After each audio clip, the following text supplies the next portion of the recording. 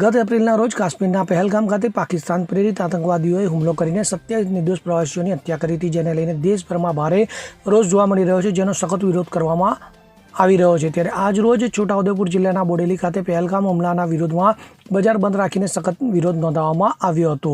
પહેલગામમાં થયેલ આતંકવાદી હુમલાને લઈને છોટાઉદેપુર જિલ્લાના બોડેલી ખાતે આજરોજ હિન્દુ મુસ્લિમ એકતે તમામ બજાર બંધ પાડીને વિરોધ નોંધાવવામાં આવ્યો હતો। તો મહત્વનું છે કે પહેલગામ હુમલામાં આતંકવાદીઓ દ્વારા 27 નિર્દોષ નાગરિકોને હત્યા કરી નાખતા દેશભરમાં આક્રોશ જોવા મળી રહ્યો છે અને આ આતંકવાદીઓને જડમૂળથી ખતમ કરવા માટે લોકો માંગ કરી રહ્યા છે। ત્યારે હાલ તો દેશભરમાં લોકો આતંકવાદ કાયમ માટે નાબૂદ થાય તેવી માંગણી સરકાર પાસે કરી રહ્યા છે। ત્યારે આગામી દિવસોમાં સરકાર કેવા પગલાં ભરે છે તે જોવું રહ્યું। કાશ્મીરની અંદર પહેલગામની અંદર જે આતંકવાદીઓ દ્વારા કાયરાના કૃત્ય કરવામાં આવ્યું છે અને આમ નાગરિકો પર જે ગોળીઓ ચલાવવામાં આવી છે અને માસૂમ એવા 28 લોકોના જીવ ગયા છે અને કેટલાક લોકો ઘાયલ છે।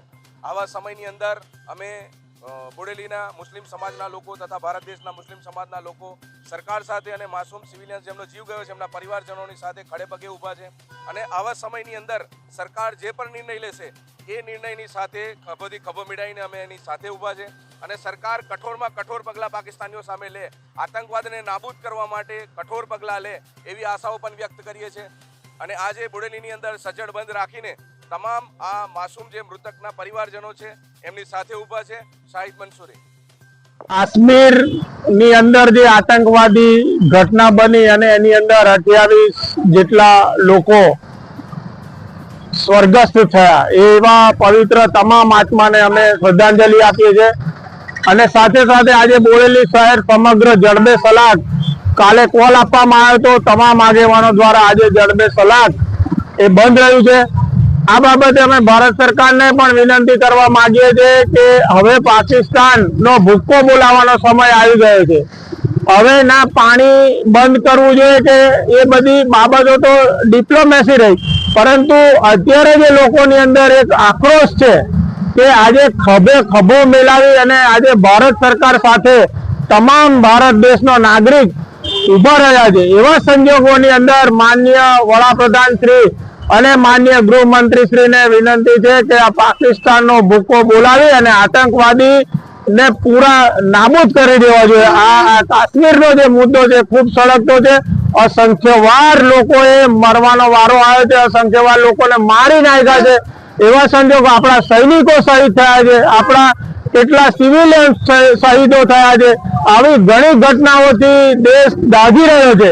તો આ તબક્કે અમારી એક જ માંગણી છે સરકાર પાસે કે આ પાકિસ્તાનનો ભૂક્કો બોલાવી અને તમામ બીજા દેશોને પણ દાખલારૂપ બનાવવા માટે અમારી વિનંતી છે। બોડેલી સજ્જડ બંધ છે। તમામ નાગરિકોનો જે સહકાર છે બોડેલી શહેરને, એ દરેક આવા કાર્યક્રમોની અંદર ખભે ખભો મિલાવી અને સરકાર સાથે ઉભા રહ્યા છે, દેશના નાગરિકો સાથે ઉભા રહ્યા છે, વડાપ્રધાન શ્રી સાથે ઉભા રહે અને એમનો જુસ્સામાં વધારો થાય અને એમને તાકાત મળે એવી આજે આ બોડેલી દાખલારૂપ બંધ રહ્યું છે। એ બદલ તમામ વેપારીશ્રીઓ અને તમામ નાના મોટા ગલ્લા લારીના આગેવાનોને આ તબક્કે દરેક સમાજના વ્યક્તિઓનો પણ આભાર। ગત 22 એપ્રિલના રોજ કાશ્મીરના પહેલગામ ખાતે આતંકવાદી હુમલામાં 28 જેટલા ભારતીય નાગરિકોએ, જે નિર્દોષ નાગરિકો જેમને પોતાનો જીવ ગુમાવ્યો છે, આ જે નાગરિકોની જે સલામતીની જે આખી સિસ્ટમ ફેલ થઈ એ બાબતે ભારતીય જનતા પાર્ટીની સરકારે પોતાની ચૂક થઈ છે સરકારની, એ સ્વીકારી છે। પરંતુ છેલ્લા 11 વર્ષમાં 2014થી 2025 સુધીમાં રાષ્ટ્રમાં આવા 30 જેટલા હુમલા થયા છે, આતંકવાદી હુમલા। રાષ્ટ્રવાદી સરકાર હોય, હિન્દુવાદી સરકાર હોય અને એમાંય મોદીજીની સરકાર હોય તો આ હુમલા થાય છે એ તો આશ્ચર્યની વાત છે। ભૂતકાળમાં જે કંઈ હુમલા થયા એમાં એક સ્પેસિફિક વાત કરું તો 2019માં 14 ફેબ્રુઆરીએ કાશ્મીરના પુલવામામાં જે હુમલો થયો, જેમાં આપણી આર્મીના 41 સોલ્જરોએ જીવ ગુમાવ્યો, શહીદો થયા એ લોકો. જો એ ઘટનાની તલસ્પર્શી તપાસ થઈ હોત અને દોષિતોને સજા થઈ હોત તો હું એવું માનું છું કે આ પહેલગામનો હુમલો ના થયો હોત. ઠીક છે, સરકાર હજી પણ અંધારામાં છે. મારું અંગત રીતે માનવું છે, સરકાર એવું માને છે કે 370ની કલમ કાશ્મીરમાંથી રદ કરવામાં આવતા ત્યાં સ્થિતિ સ્થાળે પડી ગઈ છે, સ્થિતિ સામાન્ય થઈ ગઈ છે.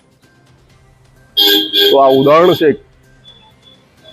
આતંકવાદી જે ઘટના થઈ આ 22 એપ્રિલે. એટલે હું એક નાગરિક તરીકે સરકારને એવી અપીલ કરું છું, સરકાર હજી જાગૃત થાય, સરકાર બ્રહ્મા ના રહે, સાથે સાથે પ્રજા પણ જાગૃત થાય.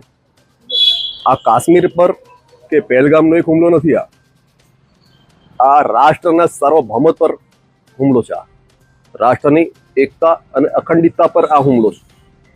એટલે મારું એક જાગૃત નાગરિક તરીકે એક નિવેદન એવું છે કે જ્યારે જ્યારે સરકાર તરફથી એવું કહેવામાં આવે છે સબ સલામત, ત્યારે જ આ હુમલા થાય છે. અને આશ્ચર્યની વાત એવી પણ છે, જે આજે દરેક નાગરિકોના મનમાં એક આ સવાલ ઉદ્ભવે છે કે જ્યારે જ્યારે ચૂંટણીઓનું વાતાવરણ ઊભું થાય છે ત્યારે જ આ હુમલા થાય છે. બિહારની ચૂંટણી આવી રહી છે, બંગાળની ચૂંટણી આવશે, ભૂતકાળમાં લોકસભાની ચૂંટણી પહેલા પણ હુમલા થયા આવા. કહેવાનો મતલબ મારો એવો છે કે જ્યારે મોદીજીની સરકાર હોય, રાષ્ટ્રવાદી સરકાર હોય, હિન્દુવાદી સરકાર હોય, તો જવાબદારી એમની થાય છે, પ્રત્યેક નાગરિકની સલામતીની. પહેલગામનો હુમલો અતિ નિંદનીય છે અને એના અનુસંધાનમાં આજે છોટાઉદેપુર જિલ્લાના બોડેલી ખાતે હિન્દુ અને મુસ્લિમ સમાજે પોતાની એકતા પ્રસ્થાપિત કરવા જે બંધ પાડ્યો છે એ સરાહનીય છે. હિન્દુ મુસ્લિમ એકતા એ જ ઇસ્લામિક આતંકવાદને મોટામાં મોટી થપ્પડ છે. Thank you very much Dilubhai Thakar.